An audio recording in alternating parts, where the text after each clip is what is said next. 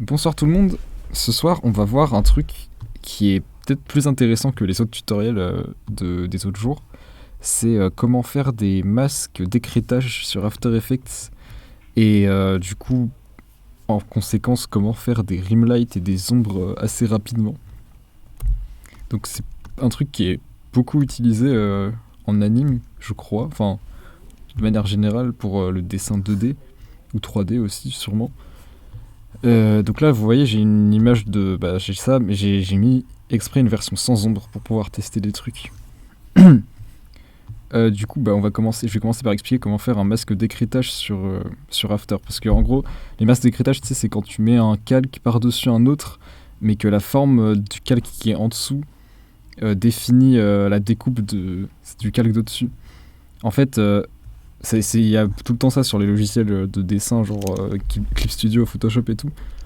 Et sur After, ça marche de manière un peu différente, ce qui est assez contre-intuitif, je trouve. C'est pour ça que je vais vous expliquer comment ça marche, si vous ne le savez pas. Donc, ce qu'il faut, c'est cette petite case-là qui est intéressante. Ici, la case cache. Donc là, ce que j'ai, c'est que j'ai deux fois le même calque l'un sur l'autre, comme ça. Bon, pour l'exemple, je vais plutôt faire un solide rouge, ça va être plus simple. Hop.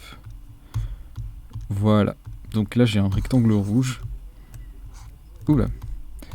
Et je veux que ce rectangle rouge soit uniquement appliqué sur le calque d'en dessous. Donc pour faire ça, il faut... Il n'y a pas une option calque d'écrêtage comme ça direct, il faut que je crée le calque, le masque au-dessus de ce calque rouge. Du coup, ce que je fais là, c'est que je vais copier-coller le dessin qui est derrière. Donc ça c'est la forme de découpe que je veux. Et ensuite, sur le rouge là, je clique sur alpha. Enfin, genre en gros, je choisis. Donc il y a quatre options, il y a soit alpha inversé, soit luminance inversée. Donc là, ce qui m'intéresse, c'est alpha. Parce que je veux que ça garde seulement la transparence, enfin la non-transparence du truc au-dessus. Hop, du coup ça fait ça. Si on fait alpha inversé, ça fait l'inverse. Du coup ça fait que là, le calque rouge est bien devant celui-là. Mais pourtant, il a une forme de découpe qui correspond à l'inverse de la non-transparence du truc. Voilà, et donc après il y a luminance aussi, mais c'est pour si vous avez un masque qui est blanc et noir, comme ce qu'on a vu hier. Voilà, donc plutôt alpha en général, si vous voulez faire un masque d'écrêtage classique. Voilà, donc à partir de ça, ce qu'on peut faire, c'est, donc je vais recommencer du début. Là j'ai mon calque normal, et je veux mettre une ombre. Donc je copie-colle, là j'ai le calque deux fois du coup. Ensuite, celui-là, je le mets en remplir. Hop. Je vais remplir tout le calque du haut en, je sais pas, en bleu, comme ça. Et ensuite, là, j'ai envie de le décaler pour qu'il fasse la forme de l'ombre qui correspond. Sauf que du coup, il faut que je le mette en masque d'écrêtage pour que ça aille pas par-dessus la transparence du truc. Vraiment, j'arrive pas à l'expliquer avec des mots compréhensibles. Je suis désolé, mais je montre en même temps. Donc là, en gros, là, je copie-colle le calque qui est en bas au-dessus. Donc ça va être... C'est le même calque en l'occurrence, mais ça va être ma forme de découpe du coup. Et je clique sur cache sur le calque du milieu, qui est donc celui qui est tout bleu.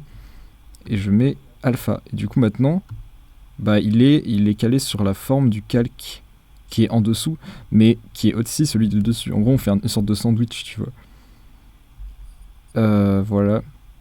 Donc là, ça veut dire que je peux décaler ce calque-là, comme ça. Et si je le mets en mode produit, pas en mode divisé, mais en mode produit, bah du coup, ça fait rapidement une petite rimlight. Bon, là, c'est un peu dégueu, mais... voilà, je peux faire ça.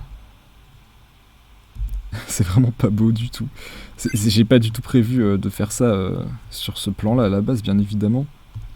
Mais ça peut servir, et c'est très pratique.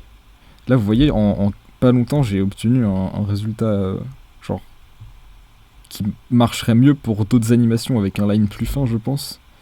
Mais ça fait quand même une petite rimlight qui ajoute un peu de profondeur au truc. Bon, après, là, c'est vraiment fait à l'arrache, hein. Là, je peux l'agrandir.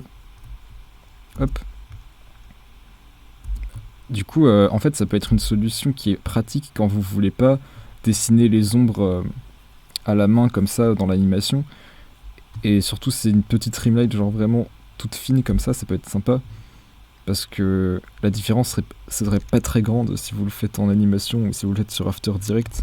Par contre, ces grandes ombres, la différence elle se voit plus vu que là quand tu décales comme ça, c'est cramé que ça fait des trucs chelous et ça se voit, tu vois. Du coup, voilà, ça peut être une technique qui est sympa à utiliser de temps en temps, mais pas partout non plus. Mais de toute façon, là, je vous montre juste comment faire ça. Voilà, vous faites ce que vous voulez après, bien évidemment. Et donc, je vais vous montrer aussi comment faire l'inverse. Donc, comment faire une rimlight. Bah, en fait, c'est juste le principe inverse, quoi. Genre, on va dire que ça, c'est la version qui a pas d'ombre. Enfin, non, la version avec des ombres, justement. Donc, je mets moins lumineux. C'est éclaté, hein, mais voilà.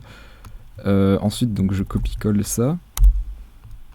Donc ça, c'est ma forme de découpe qui est comme ça. Et donc là, on le met 3 fois. Celui-là, je le mets en alpha comme ça. Je le remplis en... je sais pas, en jaune, orange. Hop. Et là, je le décale et... Non, merde, c'est quoi que j'ai oublié comment on fait. Ah oui. En gros, si je clique sur inversion là, bah hop, ça inverse. Du coup, ça fait que ça remplit l'extérieur du calque. Genre là, je vous montre un exemple. Putain, c'est insupportable, on voit rien avec le jaune, je vais mettre en rouge plutôt. En rose, c'est très bien. Voilà, bah du coup, bah genre si je fais inversion, si je fais pas inversion, ça remplit donc tout le calque. Mais si je fais inversion, ça remplit l'extérieur. Et du coup, si je fais ça, avec en plus le masque d'écrétage, bah je pourrais genre décaler ça pour que ça aille comme ça. Vous voyez le délire? Ça c'est pratique et du coup ça fait des trucs très jolis. Les petites rimlight roses du matin là, ça fait plaisir. Hop, en addition et puis c'est la fête. Après on peut aussi cumuler ça avec du flou. Donc je peux mettre un petit flou comme ça. Et hop. Bon là c'est archi moche là mais voilà, tu peux faire ça, bien évidemment. J'arrête pas de dire bien évidemment, j'ai trop regardé Antoine Daniel tout à l'heure. Et donc, qu'est-ce que je peux rajouter? Bah non, mais en fait, ce qui est important, c'est le principe de comment marchent les masques d'écrétage. Du coup, je vais peut-être réexpliquer une deuxième fois pour essayer de mieux expliquer.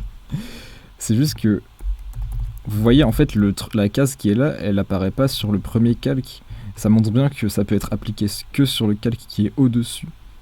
Et donc, en fait, le calque qui est au-dessus sert seulement de masque. Il n'est pas affiché. C'est-à-dire que... C'est-à-dire que là, donc je peux avoir un calque comme ça. Si je fais juste avec un solide rouge, et que je mets le calque au-dessus comme ça, et que là je le mets en masque alpha, et bien le calque qui est au-dessus, là il y a la petite icône aussi qui affiche ça.